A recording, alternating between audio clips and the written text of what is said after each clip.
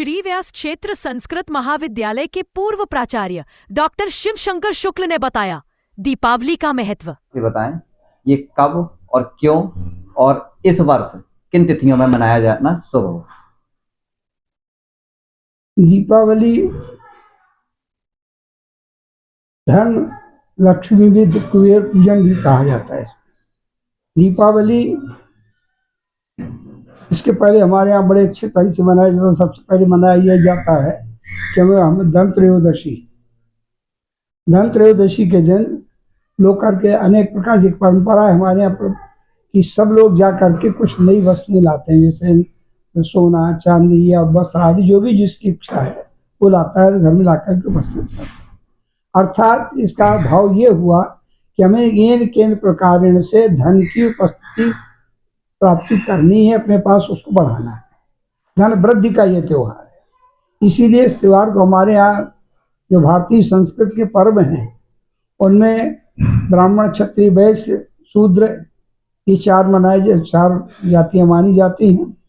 तो इन चारों में इसको जो वैश्यों का ये व्रत माना जाता है क्योंकि इसमें धन की विशेष पूजा होती है। धनत्रयोदशी के दिन लोग दुकानों से गहने वस्त्र इत्यादि ला करके एकत्रित करते हैं। इसी दिन से इस पर्व का प्रारंभ होता है।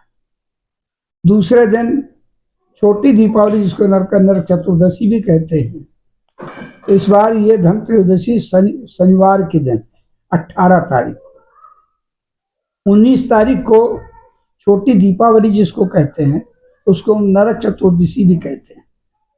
तो उस नरक चतुर्दशी का दिन हमारे भारतीय संस्कृति की एक विशेषता है कि प्रत्येक का यहाँ पर स्थान है, महत्व है।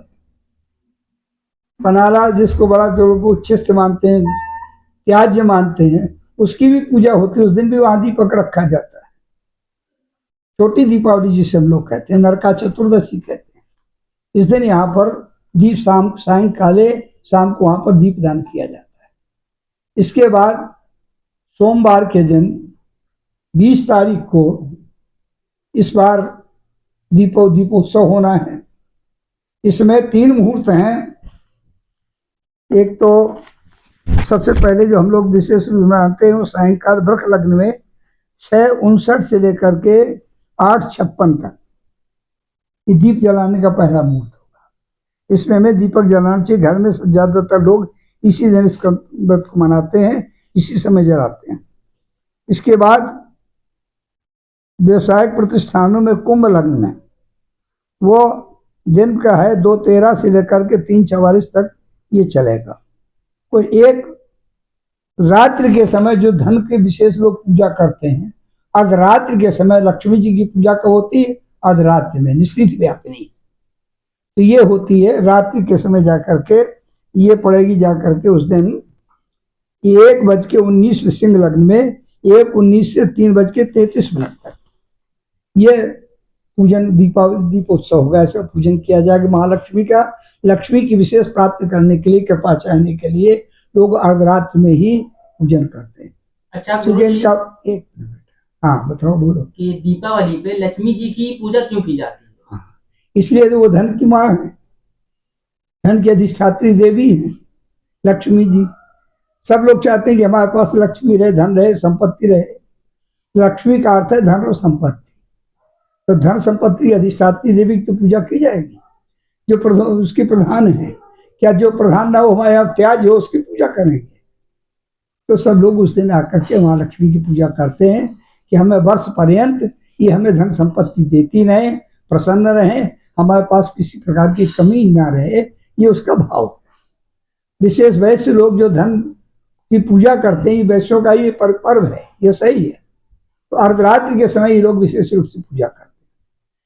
शेष जितने ब्राह्मण क्षत्रिय शूद्रादि हैं ये 3 मुहूर्तों में बकाया जो सायंकाल के समय और दिन में, इनमें ये अपना पूजन कर देते हैं। अर्धरात्रि का पूजन ये वैश्य लोग विशेष रूप से मनाते हैं, इसकी विशेष पूजा अर्चना करते हैं। इसके बाद ये तो हुआ हमारा तीसरा दिन।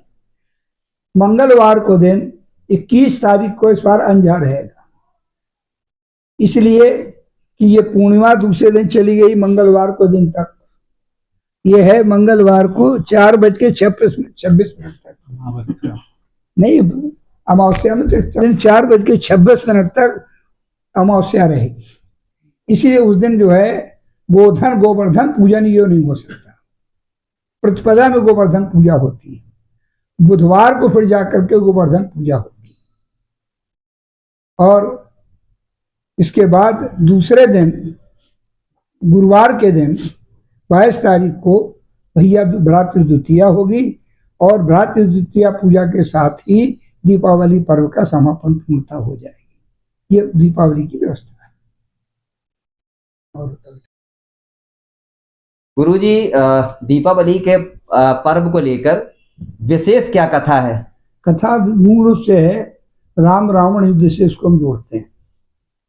सतयुग में त्रेता में जब राम जी ने रावण पर विजय प्राप्त की, विजय प्राप्त करने के बाद अयोध्या आए, तो उसको क्या कहते हैं, दशहरा के रूप में, विजयादशमी के रूप में उसको मानते हैं। उस दिन उन्होंने विजय प्राप्त की। इसके पश्चात जब नगर में आ गए तो स्वाभाविक है जब कोई विशेष व्यक्ति विशेष पुरस्कार प्राप्त करके विजय प्राप्त करके आता है तो उत्सव मनाया जाता है। सो उस उत्सव को दीप प्रकाश के रूप में उस उत्सव को मनाया गया और पूरे नगर को दीपकों से जगमगा दिया गया। और इसी दिन साथ में विशेष बात और है, क्योंकि लक्ष्मी जी का भी महालक्ष्मी का पूजन होता है। तो हरण किसका हुआ था? सीता जी का। वह भी तो लक्ष्मी जी थी, माता लक्ष्मी जी की, और वो वापस आ गई। तो इस रूप से विशेष रूप से उसमें दीपोत्सव हुआ उनके आगमन की खुशी में और पूरे नगर की खुशी में।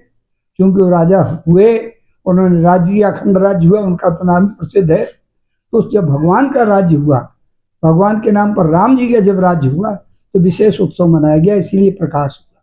इसी को प्रकाश पर्व भी इसीलिए हम कहते हैं। इस पर्व को लेकर जो विशेष तैयारियां आज की, जो इससे पहले भी पूर्व में गाथाएं रही हैं, तो आज के समय में आप किस तरह से संदेश देना चाहेंगे कि किस तरह से ये पर्व मनाया जाए ताकि शांति और सौहार्दपूर्ण तरीके से ये त्योहार? आपका प्रश्न बहुत उत्तम है। सबसे पहले तो हमें आपसी मनोमालिन्य जो है आपस का समाप्त करना चाहिए, तब तो प्रसन्नता होगी। अगर हृदय में किसी प्रकार की चिंता है, कोई बाधा है, तो कैसे प्रसन्नता है? तो उस प्रसन्नता की प्राप्ति के लिए हमें अपने मन को शुद्ध करना होगा, पवित्र करना होगा। तो धनतेरस, धनत्रयोदशी, छोटी दीपावली जिसको कहते हैं, इसके द्वारा हम लोग अपने मनों को साफ करते हैं। सफाई